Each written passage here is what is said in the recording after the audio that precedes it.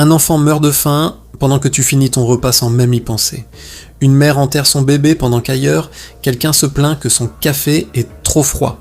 Un innocent est torturé dans une cellule pendant que le monde entier continue de tourner comme si de rien n'était. Et toi, à un moment de ta vie, tu t'es posé cette question que tu n'as jamais osé dire à voix haute devant les autres croyants, de peur qu'on te traite de mécréant. Si Allah est tout-puissant, s'il est miséricordieux, pourquoi laisse-t-il ça arriver ?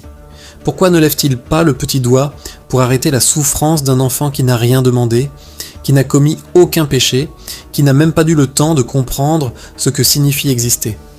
Aujourd'hui, je ne vais pas te donner une réponse toute faite qui referme la question sans jamais vraiment y répondre. Je vais te montrer ce que cette question cache et pourquoi elle n'a peut-être pas la réponse que tu attends. Commençons par être honnête sur un point que beaucoup de prédicateurs évitent. Cette question n'est pas une preuve de faiblesse de la foi, car c'est l'une des plus vieilles questions de l'humanité, posée par des philosophes, bien avant l'islam, par des théologiens de toutes les religions, par des athées qui en ont fait leur argument principal contre l'existence de Dieu. On l'appelle le problème du mal, et aucune tradition religieuse sérieuse ne prétend l'avoir résolu d'un simple claquement de doigts. Si tu t'es senti coupable d'y penser, arrête. Ce n'est pas un doute honteux. C'est une question que ton esprit est censé se poser, parce qu'elle touche à ce qui nous bouleverse le plus profondément, voir un innocent souffrir sans raison apparente. Mais avant d'aller plus loin, il faut démonter une prémisse fausse que la plupart des gens acceptent sans même s'en rendre compte. Cette prémisse dit que si Dieu est bon, alors il devrait empêcher toute souffrance immédiatement, systématiquement, sans exception. Réfléchis une seconde à ce que ça impliquerait réellement. Si Allah intervenait à chaque instant pour empêcher toute conséquence négative de chaque choix humain, cela signifierait la fin pure et simple du libre arbitre. Le voleur ne pourrait plus voler, la balle ne pourrait plus blesser, le mensonge ne pourrait plus faire de mal parce que Dieu interviendrait mécaniquement à chaque tentative. Nous ne serions plus des êtres capables de choisir le bien ou le mal. Nous serions des marionnettes programmées pour ne produire que du bien, incapables de véritable mérite, incapables de véritable amour, parce que l'amour sans liberté n'est qu'un réflexe, pas un choix. Une grande partie de la souffrance humaine, la guerre, la famine causée par la cupidité, la cruauté, l'injustice sociale, ne vient pas d'Allah. Elle vient de nous, de nos choix collectifs, de notre avidité, de notre indifférence face à la misère des autres pendant que nous accumulons du superflu. Combien d'enfants meurent de faim aujourd'hui alors que la nourriture produite sur cette planète suffirait à nourrir tout le monde si elle était distribuée avec justice au lieu d'être gaspillée ou accaparée. Avant de demander pourquoi Allah ne fait rien, il faudrait peut-être demander pourquoi nous, collectivement, ne faisons rien. Mais je sais ce que tu penses, et tu as raison de le penser. Cette réponse ne couvre pas tout. Elle explique la cruauté humaine, la guerre, l'injustice sociale. Elle n'explique pas le cancer d'un enfant de 3 ans qui n'a jamais fait de choix libre dans sa vie. Elle n'explique pas le tremblement de terre qui ensevelit des villages entiers sans distinction entre le juste et l'injuste. Et c'est là qu'il faut aller plus loin, vers une vérité plus inconfortable encore, mais infiniment plus profonde.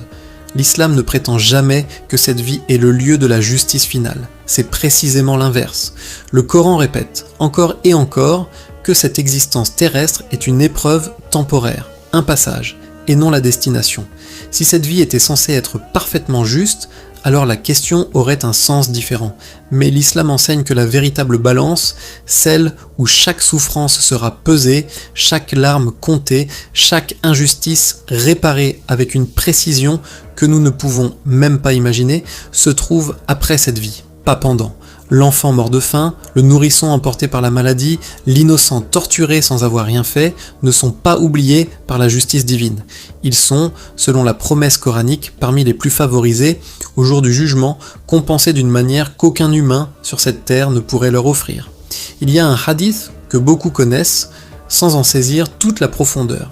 Le prophète, paix et salut sur lui, a comparé cette vie entière, avec toute sa richesse et toute sa souffrance, à une goutte d'eau prélevée dans un océan infini. Si tu regardes uniquement la goutte, l'injustice semble insupportable, incompréhensible, presque cruelle. Mais si tu regardes l'océan tout entier, la goutte prend un sens totalement différent. Ce n'est pas une réponse qui efface la douleur ressentie ici et maintenant. Personne de sérieux ne prétend que la souffrance actuelle n'a pas d'importance simplement parce qu'une justice viendra plus tard. Mais c'est une réponse qui replace cette douleur dans un cadre où elle n'est ni gratuite, ni définitive, ni ignorée par celui qui voit tout. Il faut aussi s'attarder sur un point que l'on oublie presque toujours en discutant de ce sujet en surface. La souffrance n'a jamais été dans le Coran présentée comme une chose à accepter passivement en attendant la récompense future. C'est même l'inverse.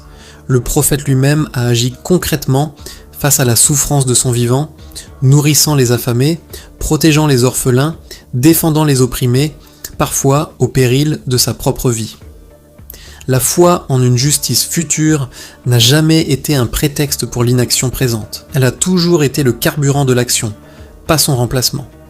Celui qui croit sincèrement que chaque effort pour soulager la souffrance d'autrui sera pesé et récompensé n'a aucune raison de rester les bras croisés. Au contraire, cette croyance devrait pousser à agir davantage, parce que chaque geste compte pour l'éternité, pas seulement pour l'instant présent.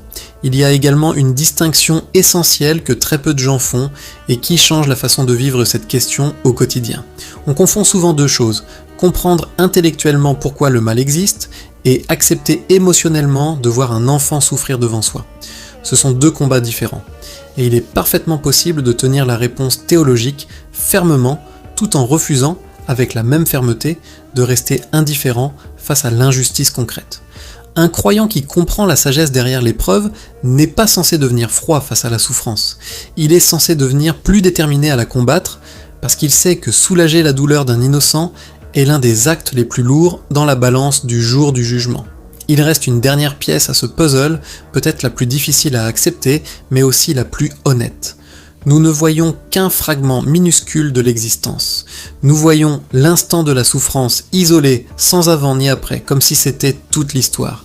Allah voit le tableau entier, de la création jusqu'à l'éternité. Chaque conséquence, chaque enchaînement, chaque âme, chaque leçon tirée par ceux qui témoignent de cette souffrance, chaque cœur transformé par la compassion qu'elle inspire. Ce n'est pas une excuse facile pour fermer les yeux sur l'injustice.